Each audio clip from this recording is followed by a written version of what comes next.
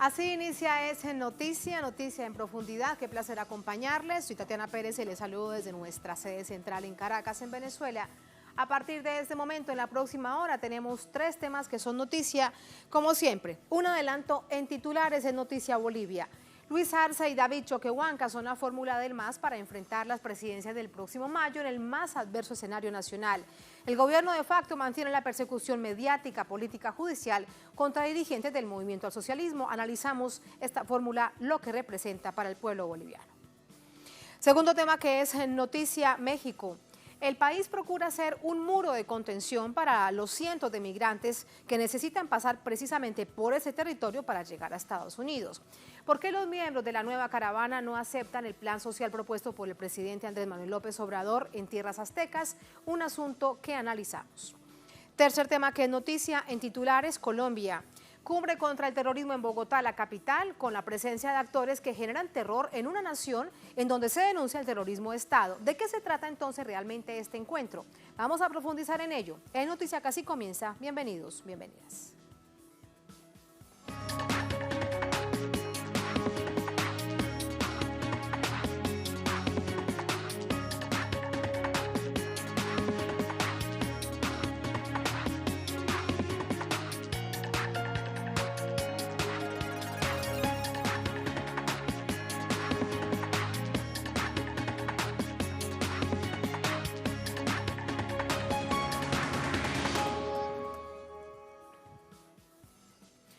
En Noticia Bolivia, el movimiento al socialismo dará la batalla en los comicios del próximo 3 de mayo con la fórmula presidencial, Luis Arce y David Choquehuanca.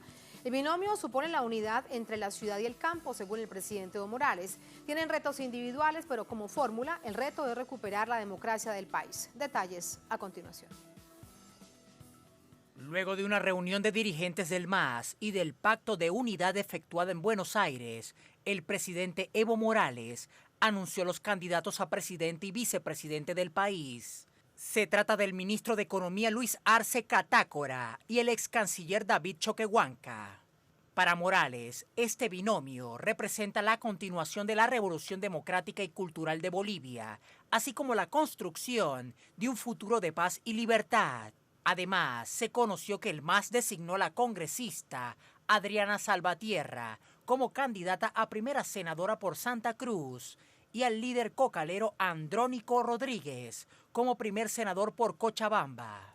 Este último expresó en Twitter: nuestra lucha tiene un contenido simbólico, ancestral y cultural. Seguiremos buscando el empoderamiento indígena desde nuestras familias, comunidades y naciones con ideología, poder popular, paz y amor. El reto de Luis Arce en la carrera a la presidencia es conseguir los votos de la clase media.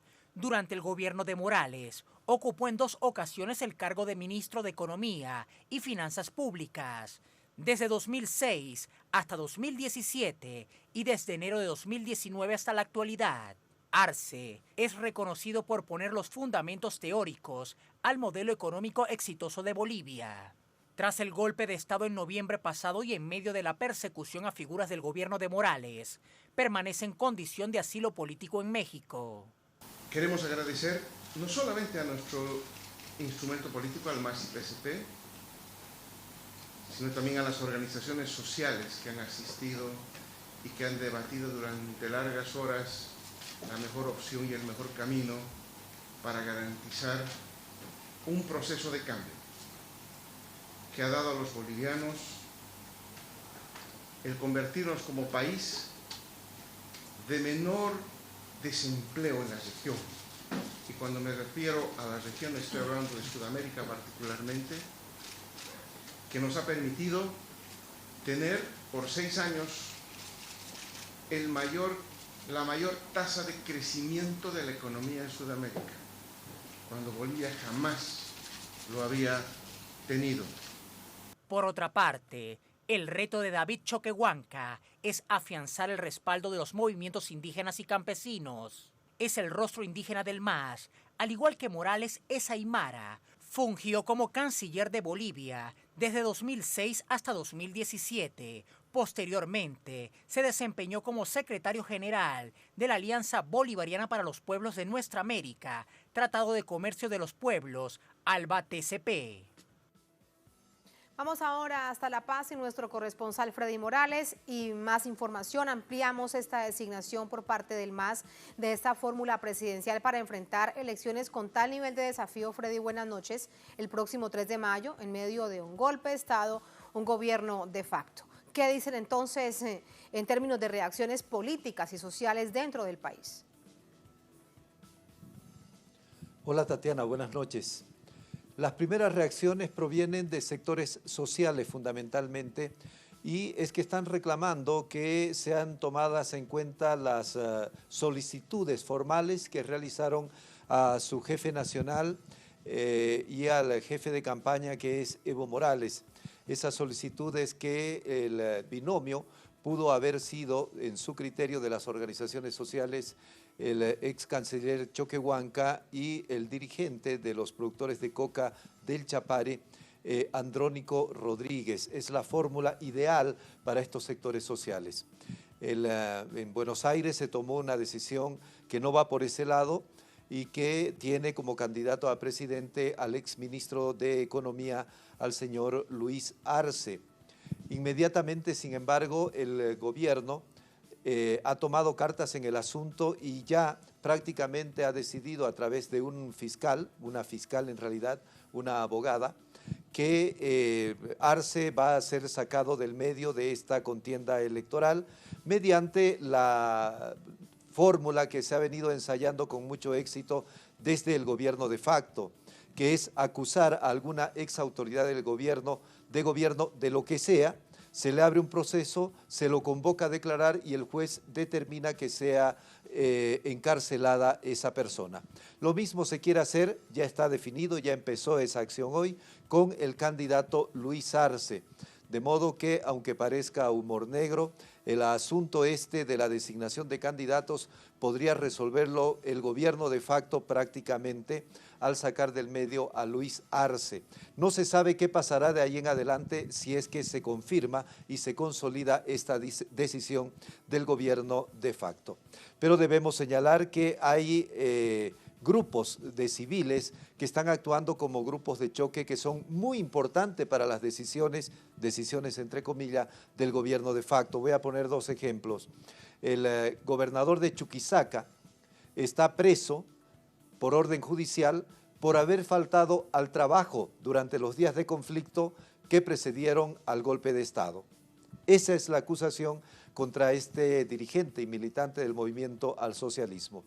Y este fin de semana, para no ir muy lejos, Tatiana, aquí en la ciudad de La Paz, tras la decisión del juez que encarceló por los próximos 6 meses al exministro de Gobierno Carlos Romero, la esposa de este exministro fue a su domicilio con su abogada.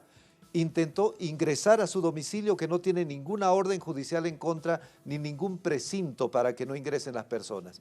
La esposa del exministro intentó ingresar a su domicilio particular con su abogada y estos grupos de choque llamados pititas que están haciendo ronda, están haciendo custodia alrededor, les impidieron no solo entrar a la vivienda, sino que llamaron a la policía y la policía se las llevó presa a ambas mujeres, a la esposa del exministro y también a la abogada. Casi 8 horas después recuperaron la libertad. Este es el ambiente en que se está realizando el proceso electoral ya convocado para el próximo 3 de mayo. Y finalmente este apunte, Tatiana. El señor David Hale, subsecretario de Estado para Asuntos Políticos del Departamento de Estado, llega en las próximas horas a la ciudad de La Paz para reunirse con la presidenta de facto, la señora Yanine Áñez, y también con otros líderes políticos. ¿Qué trae en carpeta? ¿Cuál es el objetivo? Garantizar la libertad, el derecho, la inclusión y la transparencia de las elecciones del 3 de mayo. Prácticamente cada semana llega un alto funcionario del gobierno de los Estados Unidos para reunirse con las autoridades de facto de este país y con otros dirigentes políticos que participaron en el proceso del golpe de Estado. Recordemos nada más que hace 10 días el presidente Donald Trump al restituir en un memorándum la ayuda de los Estados Unidos a Bolivia, escribió en ese memorándum que la restitución de esa ayuda es muy importante para los Estados Unidos.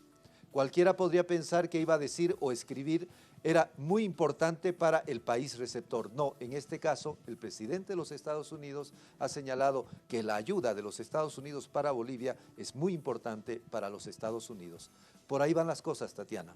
Por allí las cosas. Y revisando lo que nos cuentas de la agenda del enviado de la Casa Blanca a Bolivia, pues ojalá que se cumpliera. Así las condiciones de las elecciones serían tal vez un poco más transparentes. Muchas gracias, Freddy. Buenas noches. Vamos con el análisis. Gracias, Freddy. Buenas noches. Vía telefónica nos acompaña Juan Carlos Pinto. Él es analista político, experto en temas electorales. Nos acompaña también desde La Paz. Juan Carlos, ¿cómo está? Buenas noches. Tatiana, un saludo fraterno desde Bolivia. Muchas gracias. En medio de este panorama tan complejo, lo que primero quiero preguntarte es tu reflexión acerca de las reales posibilidades de que el MAS, de que el Movimiento al Socialismo tenga un candidato a la presidencia, un candidato a la vicepresidencia que puedan competir. Mira, Tatiana, con los datos que daba anteriormente Freddy y la encuesta que hasta ahora se ha hecho, la única encuesta que se ha hecho pública en la que el MAS tiene más de 20 puntos, seguida de la actual presidenta de facto, con 15 puntos que misteriosamente apareció en las encuestas cuando había negado la posibilidad de ser candidata. El panorama político se presenta de subida para la propia oposición. En esta perspectiva de que el MAS sin candidato ya tiene 20 puntos y va de subida frente a las condiciones que ha generado este gobierno en relación a la población boliviana. Esto es de profunda preocupación para esta posición que ha basado el golpe de Estado justamente en el fraude, por una parte, en que el MAS no tenía ningún tipo ya de respaldo en la población boliviana y sin embargo los datos oficiales están demostrando lo contrario. En esa perspectiva, una vez más, la oposición está jugando a dos puntas. Una, intentar tener un frente de unidad a la que está convocando precisamente la presidenta de facto, en la perspectiva de unir a la oposición frente al mal mayor que es el MAS. Pero segundo, ante la imposibilidad justamente de contar con el apoyo de la población en el mismo voto, están manejando otro tipo de situaciones como es el proceso que desde las pasadas elecciones se ha dado de judicializar la política, la persecución de dirigentes, la persecución es sañuda sobre votables dirigentes y candidatos, y en esa perspectiva también desestimar o restar puntos a la propia representación del MAS, que incluye incluso el tema de la posibilidad de desconocer jurídicamente la vigencia de la sigla del MAS en ese sentido. Si antes el Tribunal Electoral desestimó una denuncia, puede abrir otras nuevas denuncias para intentar justamente esta situación. Es decir, el costo al cual están jugando estos sectores opositores es el de quedarse a toda costa en el poder, en esta perspectiva de desestructurar una forma de organización del Estado que ha durado casi 14 años y que ha permitido que las mayorías puedan tener acceso no solo a mejores condiciones de vida, sino a una representación política de las mayorías. Juan Carlos, y este panorama bien complejo de cara al próximo 3 de mayo resulta bastante paradójico desde los movimientos sociales, desde los movimientos de base que acompañan al movimiento al socialismo. Ante este panorama tan complejo, lo que debería existir es mayor unidad y no estas declaraciones distintas, por ejemplo, el Ampliado de la Paz o algún grupo de mujeres que le están pidiendo al presidente Evo Morales, como jefe de campaña del MAS, que reevalúe la fórmula presidencial. Resulta bastante paradójico, es el momento en donde más se necesitaría mayor nivel de unidad y cohesión. Estamos de acuerdo, el que punto central sobre el cual se está insistiendo es el tema de la unidad. Sin embargo, también dentro de la unidad existe la posibilidad de la deliberación pública en esta perspectiva de que hoy múltiples voces se levantan desde el propio proceso de cambio para ponerse de acuerdo. Asumen algunos movimientos de que lo que ha ocurrido en Buenos Aires es una opinión que tendrá que ser tomada en cuenta en el Congreso Nacional, donde cada una de las representaciones de los departamentos y del propio Pacto de Unidad puedan dar su opinión.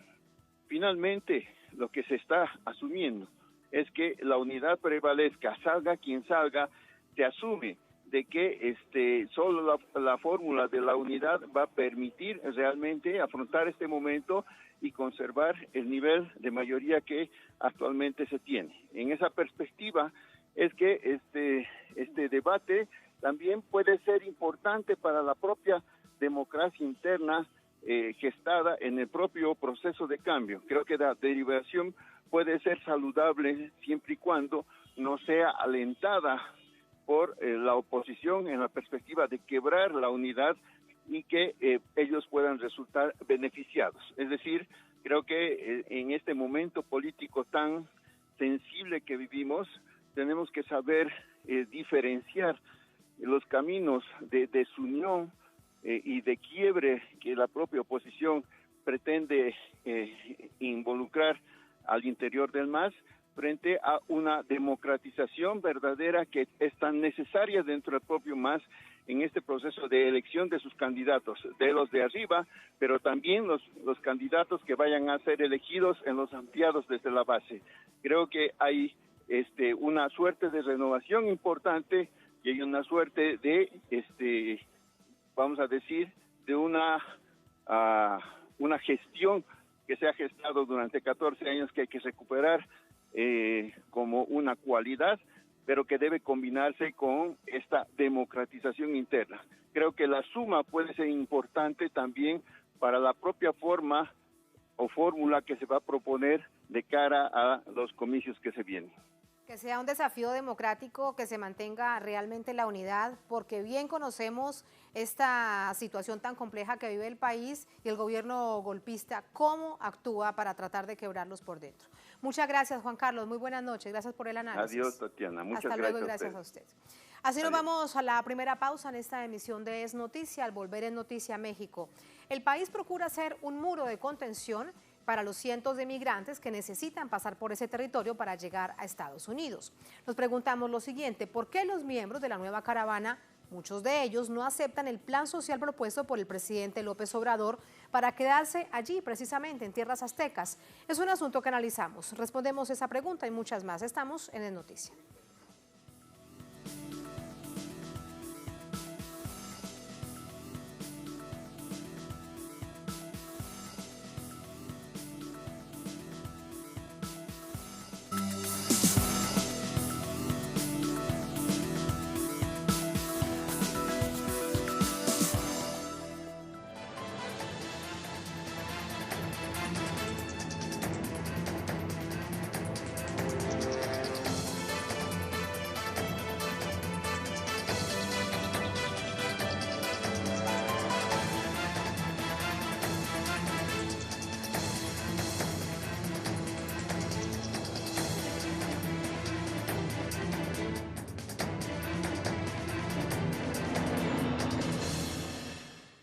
En Noticia México, en medio de una gran tensión, un grupo de migrantes centroamericanos, la mayoría de ellos hondureños, comenzó a cruzar a México desde Guatemala con la intención de llegar a Estados Unidos. Lo hicieron a través del río Suchiate. Allí vamos con las imágenes. Los migrantes fueron reprimidos por la Policía Militar de Guatemala. Los uniformados les lanzaron bombas lacrimógenas para frenar el avance. Entre tanto, la Guardia Mexicana los orientaba a cruzar la frontera de manera legal a través del puente internacional Rodolfo Robles, que une a la localidad guatemalteca de Tucunumán con la ciudad de Tapachula, en México. Aunque algunos migrantes manifestaron su disposición de quedarse en México, muchos otros dijeron que su objetivo es continuar hacia Estados Unidos.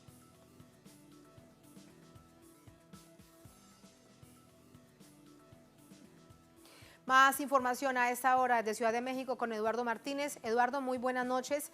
Muchos dicen que prefieren seguir, otros que se quedan atendiendo la propuesta, el plan social del presidente Andrés Manuel López Obrador. Primero preguntarte de qué se trata ese plan. Hola Tatiana, qué gusto saludarte, un gusto saludar al auditorio de Es Noticia. Pues hay que hacer primero un balance de lo que ha sido todo este fenómeno migratorio en estos últimos tiempos, Tatiana. Esta historia la hemos venido contando desde la segunda mitad de 2018, después en 2019 y ahora con esta nueva incursión de los migrantes hondureños en su mayoría que buscan llegar a Estados Unidos cruzando el territorio mexicano. El gobierno de México, empecemos por lo que pasó el viernes en Palacio Nacional, el presidente Andrés Manuel López Obrador dijo que hay cerca de 4,000 empleos dispuestos para los migrantes que quieran quedarse en territorio mexicano y sobre todo hay que decirlo que estos planes están encaminados para que permanezcan en la parte sur-sureste del territorio, es decir, en toda esta parte fronteriza donde ellos podrán trabajar y donde se están impulsando, de acuerdo con el gobierno, proyectos productivos tanto en el campo como también en los proyectos de infraestructura que está impulsando el gobierno del presidente López Obrador.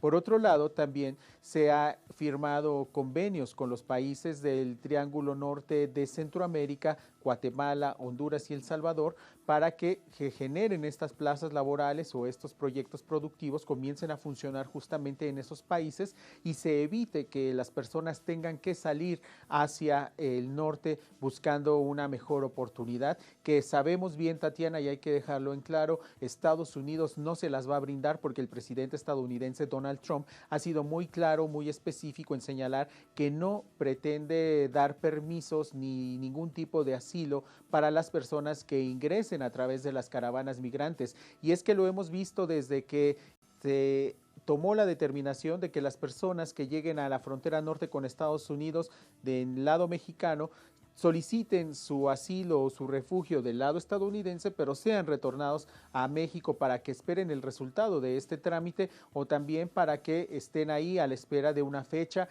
que incluso puede tardar muchísimos meses, lo que ha complejizado muchísimo también la situación en algunos puntos fronterizos de México, como Tijuana, Ciudad Juárez y Nuevo Laredo también en Tamaulipas. Por este lado, el día de hoy, pues hemos visto que el Instituto Nacional de Migración ha solicitado a los migrantes que entren de manera ordenada a territorio mexicano. Muy temprano veíamos cómo los migrantes leían una carta que le hacían llegar o que le hacían de conocimiento al presidente Andrés Manuel López Obrador, en donde solicitaban que les permitiera pasar de manera ordenada el territorio mexicano, pero hacia la frontera norte. El Instituto Nacional de Migración respondió de manera oficial en un comunicado en donde señalaba que la ley vigente en materia migratoria de México no contempla la posibilidad de otorgar un permiso solamente para transitar hacia la frontera norte y después permanecer ahí, que si los migrantes querían permanecer en territorio mexicano, debían entonces solicitar asilo o refugio de acuerdo con las características de cada uno de sus casos. Tatiana, esta situación que se ha generado el día de hoy específicamente debido a que las autoridades mexicanas pues quedan realmente rebasadas ante la cantidad de personas que se acumulan en las caravanas, pues llevó a la desesperación a los migrantes que se encontraban en este puente ya emblemático, el puente Rodolfo Robles, que une a Guatemala con México y que pues está por encima del río Suchiate. Pues muchas personas bajaron, si no es que la mayoría de los migrantes que se encontraban en ese puente y cruzaron el río Suchiate, que en esta temporada afortunadamente no tiene un cauce bastante alto, sobre todo porque se trata de una época donde cada vez es más seco el clima y pues no había ningún tipo de peligro de ahogamiento, por ejemplo, como lo vimos en las caravanas de años anteriores. Este es el contexto, Tatiana, de lo que ocurrió el día de hoy, donde la Guardia Nacional pues replegó a los migrantes, quienes respondieron en su desesperación con piedras y pues también demandando que se les permita el tránsito bajo el argumento de que ellos no quieren permanecer en México, sino que quieren llegar a Estados Unidos. Desafortunadamente, Tatiana, tienen que pasar por México y México ha tenido que modificar su política migratoria ante las amenazas del gobierno estadounidense de imponer aranceles a sus mercancías, y este fenómeno migratorio, pues desde mayo de 2019 hasta diciembre del año pasado, pues redujo hasta en un 70% el flujo de personas que cada año o que cada tiempo estaban ingresando de manera irregular a territorio mexicano y sin presentar documentos.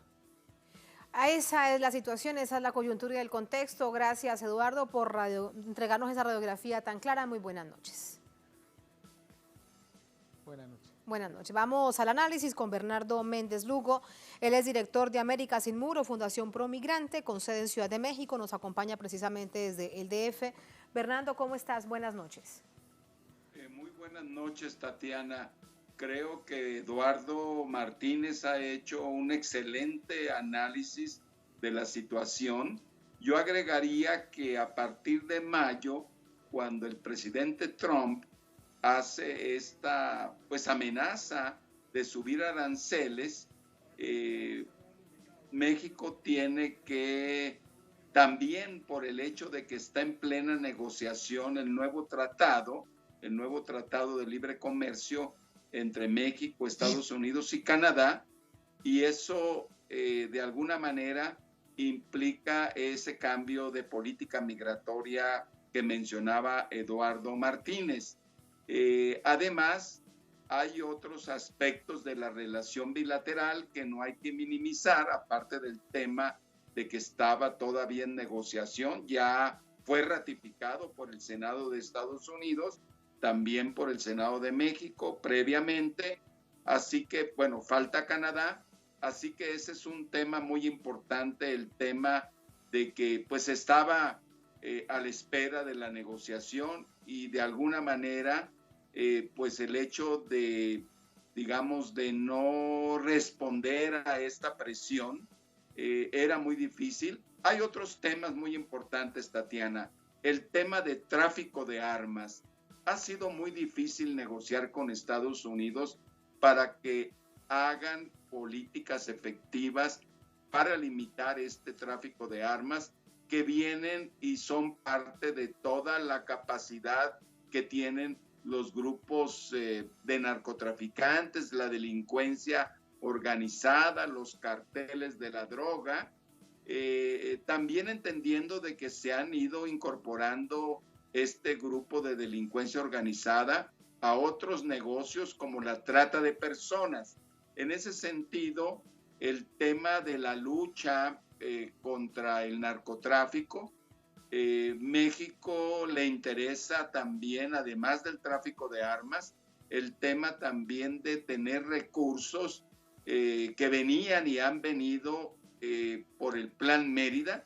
El presidente López Obrador desea que ese plan sea más un plan para desarrollo económico, que es lo que está planteado en este plan de cooperación con los países del Triángulo del Norte centroamericano, con Guatemala, Honduras y El Salvador. Ya México ha erogado casi $100 millones, 30 millones a cada país, para replicar el programa de Sembrando Vida y también de Jóvenes Construyendo el Futuro. Así que el contexto, doy ese contexto, Tatiana, para entender de que no es solamente un tema migratorio, es un tema de muchos aspectos de la relación bilateral con un presidente particularmente agresivo. Creo que pues en América Latina, en diversas partes y en el mundo se ha sentido esa agresividad, y México teniendo una frontera de 3,000 kilómetros.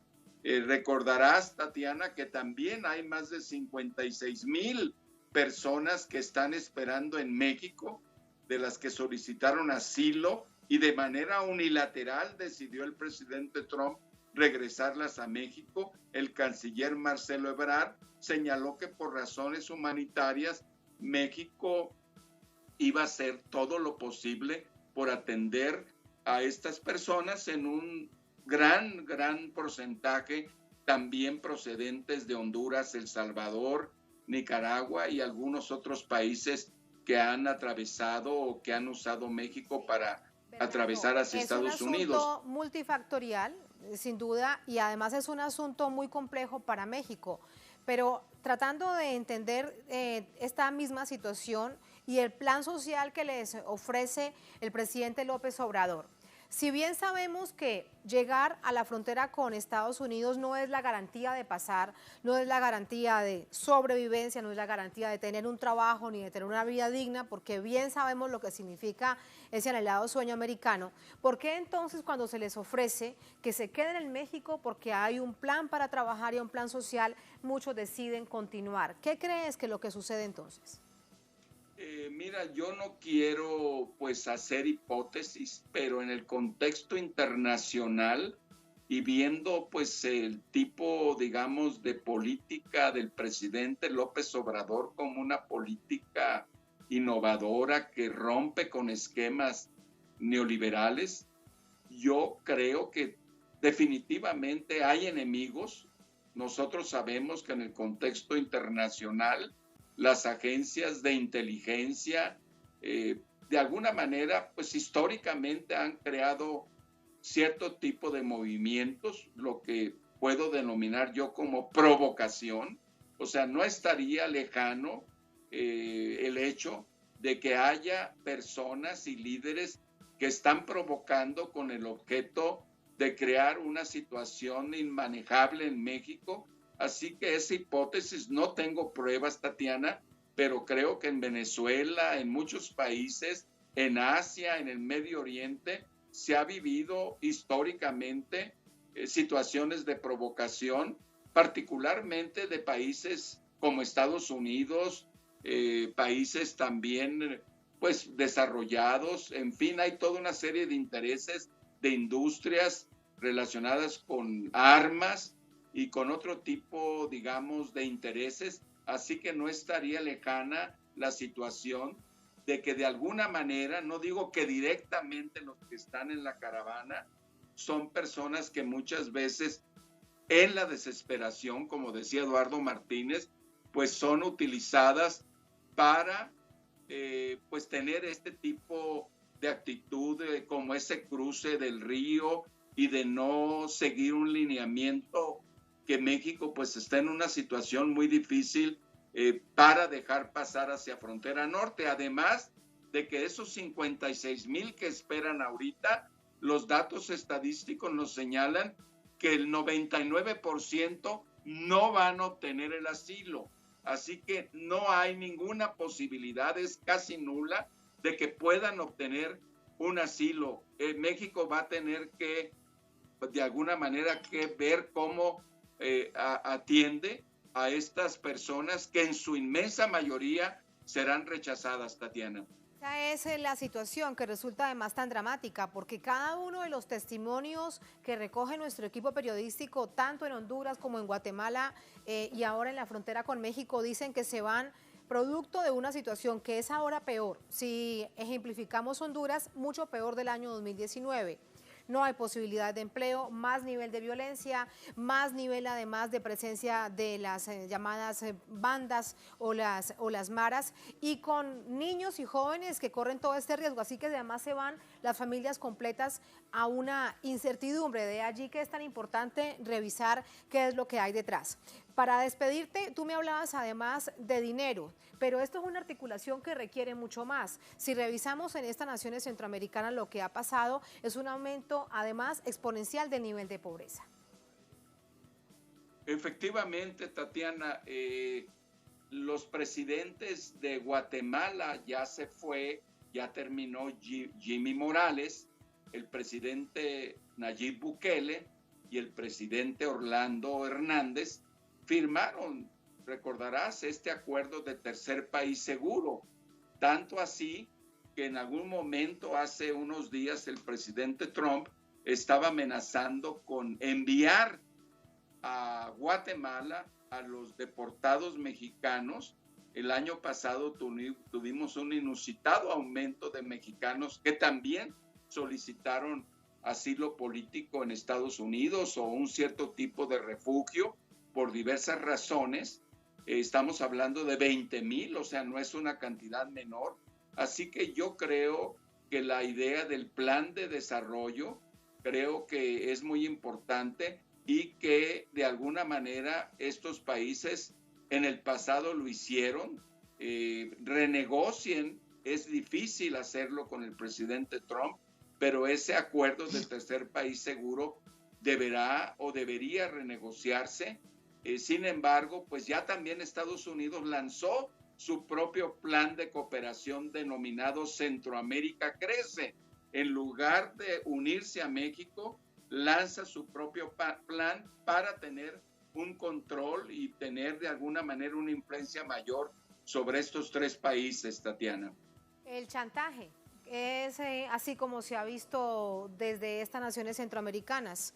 Si no haces lo que yo te digo, viene el nivel de sanciones y además el retiro de recursos que resulta fundamental para precisamente esas naciones centroamericanas. Bernardo, gracias por ese análisis. Muy buenas noches. Muchas gracias de parte de todo el equipo de América Sin Muros, de nuestro presidente Kino Mikiray. Nos pueden seguir en todas las redes. América Sin Muros, Tatiana. Te seguimos, Bernardo, lo seguimos. Gracias y buenas noches. Vamos así a irnos a la segunda, última pausa en esta emisión de Es Noticia, al volver en Noticia Colombia. Cumbre contra el terrorismo en Bogotá, la capital, con la presencia de actores que generan terror en una nación en donde además se denuncia el terrorismo de Estado. Nos preguntamos entonces lo siguiente, ¿de qué se trata realmente este encuentro? Vamos a profundizar en ello en minutos al volver. Estamos en Es Noticia.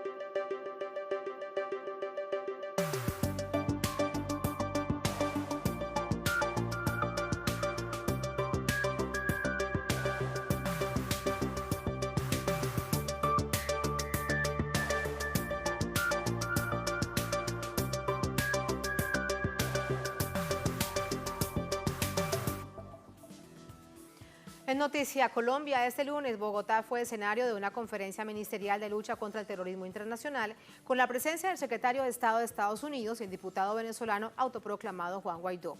¿De qué hablaron? En una nación que comienza la semana con desplazamiento forzado en Tumaco, denuncias de secuestro por parte del ejército a un indígena en el Cauca, 25 líderes sociales asesinados en lo que va solamente de estos 20 días del año.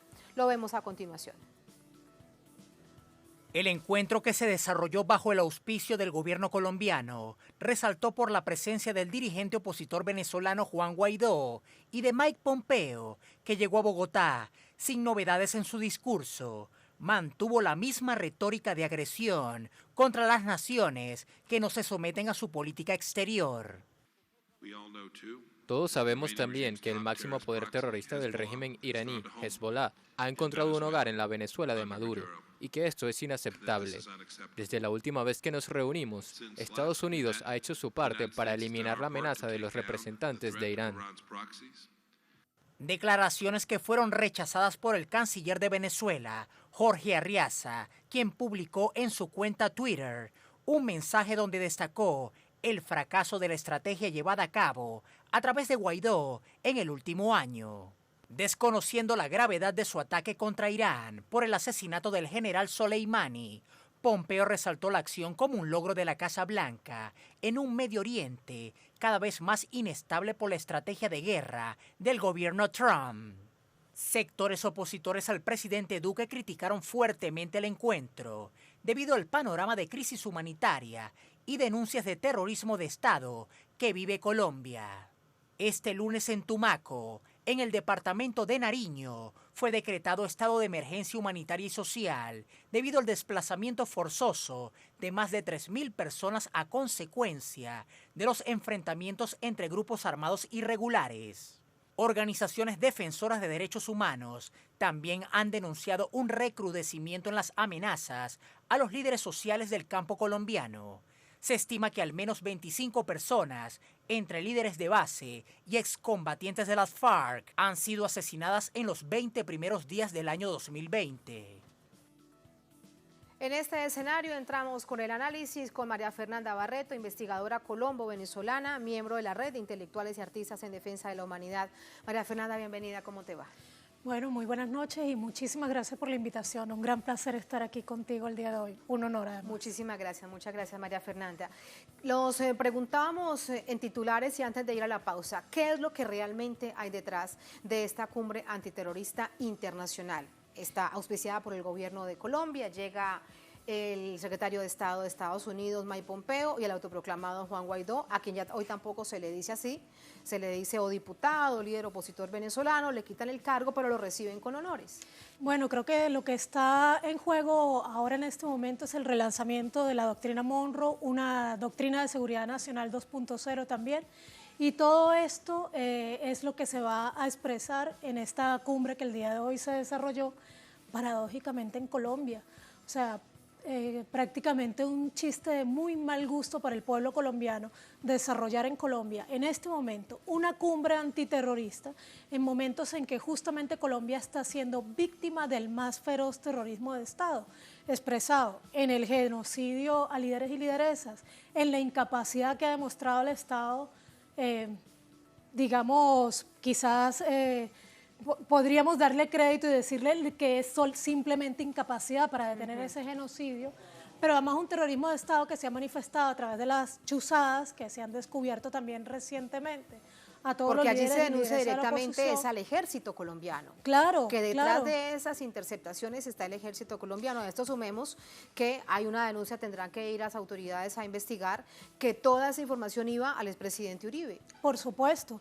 Y además de eso, el día de ayer en la mañana salió un panfleto de las Águilas Negras amenazando a un gran número de líderes y lideresas políticos, además a un gran número de organizaciones defensoras de derechos humanos, y la respuesta ridícula, porque no tiene otro calificativo del director de la Policía Nacional, es decir, que es un texto apócrifo porque nadie conoce a las Águilas Negras en Colombia y ellos no la tienen como una organización paramilitar registrada, ¿no? Entonces, en ese contexto tan terrible que vive Colombia es donde se desarrolla esta cumbre que junta dos pseudopresidentes, uno autoproclamado y un presidente que obviamente no ejerce realmente el papel que le tocaría como presidente de la República y que es simplemente un títere del uribismo en el poder.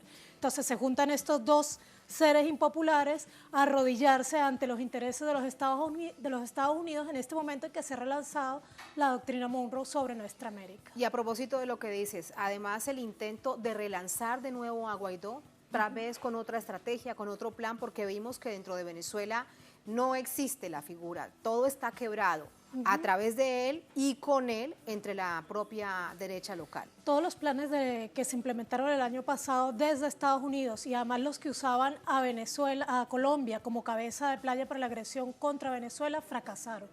Incluso los planes de desestabilización económica tuvieron, digamos, una caída muy fuerte en los últimos meses del año pasado cuando la economía venezolana empezó a generar mecanismos de sobrevivencia que los Estados Unidos no se esperaban. Entonces, en ese marco en el que Guaidó, un año después, sigue sin ser capaz de colocar siquiera una multa de tránsito en Caracas, es decir, no tiene ningún poder, en el que sus cónsules y supuestos embajadores no tienen la posibilidad de entregar una visa a nadie, en ese contexto entonces Estados Unidos decide que tiene que seguir apostándole a Guaidó, llama a los países del llamado Grupo de Lima o del Cartel de Lima a esta cumbre para forzarlos una vez más a seguir apoyando el fallido proyecto que ha resultado ser Juan Guaidó. Y bueno, eso es lo que hemos visto el día de hoy. Hemos visto no que es entonces una cumbre antiterrorista, es una cumbre en contra de los gobiernos progresistas a quienes están tratando entonces de montarles nuevas fórmulas de ataque. Pues yo diría que es una cumbre terrorista. Yo diría que más bien es una cumbre terrorista sin lugar a dudas, porque estamos hablando de un gobierno que sostiene que avala el paramilitarismo como es el gobierno colombiano, estamos hablando de un representante de la oposición venezolana cuyos vínculos con el paramilitarismo colombiano fueron demostrados ampliamente y que no ha rendido cuentas de eso ni ante la justicia venezolana ni ante la colombiana. Y estamos hablando del gobierno de los Estados Unidos, que sin duda es el principal promotor del terrorismo y la desestabilización en el mundo y en particular en nuestra región. Con respecto a lo que dices de Guaidó, entiendo que te refieres además a las fotografías, que bueno, esa es la prueba reina de su relación con los rastrojos, que tanto daño entre esta, muchas otras organizaciones narcoparamilitares le han hecho daño a los colombianos. ¿Cómo ves esa reacción en general? Si además partimos de allí con respecto a esa relación de Guaidó con los rastrojos y esta reacción que se ha tenido en esta supuesta cumbre internacional. Bueno, fíjate que durante mucho tiempo quienes como tú y yo nacimos en Colombia, pero vivimos y hacemos vida activa en Venezuela, hemos venido denunciando los vínculos de la derecha venezolana con el paramilitarismo colombiano. A ojos incluso de algunos sectores de la izquierda colombiana esto parecía una exageración. Las fotos que fueron sacadas a la luz pública por una ONG colombiana el año pasado de Guaidó con líderes de los rastrojos dejaron en evidencia que ese vínculo sí existe, que la participación de la oposición venezolana en la invasión paramilitar que se promueve sobre Venezuela desde el primer gobierno de Álvaro Uribe Vélez es real. Por lo tanto, creo y es manifiesto hoy en las redes sociales que muchos líderes de la oposición colombiana, de la izquierda colombiana, que en otros momentos han sido tímidos para tomar posición en torno a lo que pasa en Venezuela, hoy día han entendido que realmente Guaidó representa los sectores más rancios del paramilitarismo, del narcotráfico y de la oligarquía colombiana, y así lo han estado reclamando el día de hoy en las redes. Incluso sectores de centro o de centro derecha han estado exigiendo hoy a través de las redes sociales que Guaidó, aprovechando que está en Colombia, rinda cuentas sobre su vínculo con las bandas paramilitares colombianas. Y en medio de esto, con el escándalo de los millones de dólares que también debe rendir cuentas dentro de Colombia y dentro de Venezuela. Pero si revisamos todo esto, ¿será entonces en medio de una situación compleja y que además le ha hecho también tanto daño al pueblo y al gobierno de Venezuela, si es el momento en que se ha abierto los ojos y se conoce la verdad verdadera de lo que sucede con figuras como esas? Exactamente, para eso es que nos va sirviendo el hecho de que logremos resistir durante tanto tiempo estas agresiones, porque el tiempo va aclarando las cosas y va dejando en evidencia de qué lado de la historia debe posicionarse cada quien. En este momento, y la manipulación mediática que fue tan fuerte, probablemente también allí se entenderá que hay que mirar con mucha atención. Me refiero desde Colombia. Claro, sigue siendo muy fuerte. Yo digo que Colombia tiene dos grandes retos. Desde adentro, romper el ensimismamiento en sus análisis, ver que Colombia forma parte de un contexto histórico y político específico y ocupa un papel en la región. Por cierto, en este momento un papel muy indigno de ser la principal nación huésped de los Estados Unidos. Hoy dijo Mike Pompeo en su alocución a la prensa junto con Duque que Colombia era su principal socio y el adalid de la libertad en nuestra América. Y además lo felicitó por cómo manejaron la represión en torno al paro. Entonces, más o menos eso dice cuál es el papel que está ocupando Colombia. Y desde afuera hay que romper con la simplificación que tradicionalmente se hace a la hora de analizar Colombia. Colombia es un país con una realidad muy compleja que no es fácil de entender, una realidad que está signada además por poderes de facto, entre ellos el narcotráfico, que es padre de la parapolítica, que juega un papel muy activo en el Estado colombiano, pero sobre todo, obviamente, con este retorno del uribismo al poder, pues tiene un rol aún más protagónico.